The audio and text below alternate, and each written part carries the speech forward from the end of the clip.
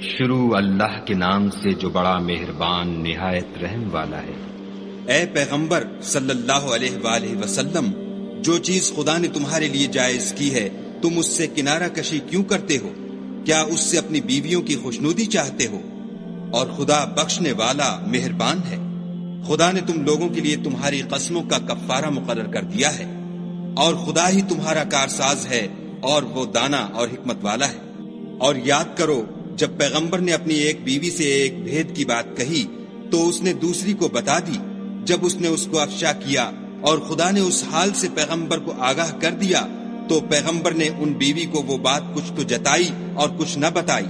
تو جب وہ ان کو جتائی تو پوچھنے لگی کہ آپ کو یہ کس نے بتایا؟ انہوں نے کہا کہ مجھے اس نے بتایا ہے جو جاننے والا خبردار ہے۔ اگر تم دونوں خدا کے آگے توبہ کرو تو بہتر ہے، کیونکہ تمہارے دل کج ہو گئے ہیں۔ اور اگر پیغمبر کی ایذا پر باہم اعانت کرو گی تو خدا اور جبرائیل اور نیک کردار مسلمان ان کے حامی اور دوست دار ہیں، اور ان کے علاوہ اور فرشتے بھی مددگار ہیں۔ اگر پیغمبر تم کو طلاق دے دیں تو عجب نہیں کہ ان کا پروردگار تمہارے بدلے ان کو تم سے بہتر بیویاں دے دے۔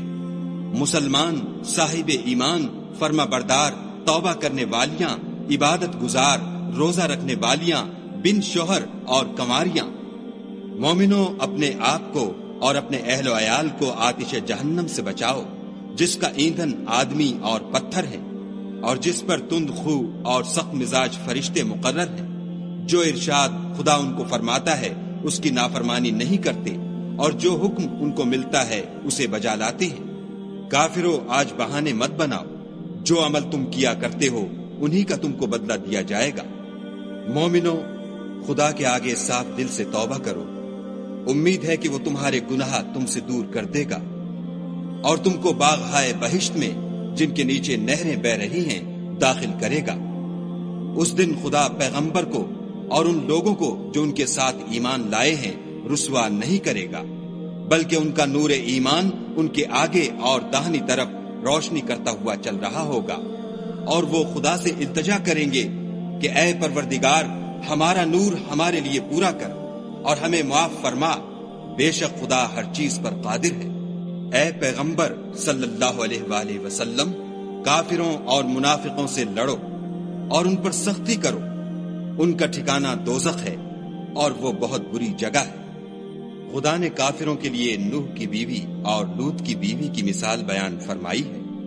دونوں ہمارے دو نیک بندوں کے گھر میں تھیں، اور دونوں نے ان کی خیانت کی، تو وہ خدا کے مقابلے میں ان عورتوں کے کچھ بھی کام نہ آئے، اور ان کو حکم دیا گیا کہ اور داخل ہونے والوں کے ساتھ تم بھی دوزخ میں داخل ہو جاؤ۔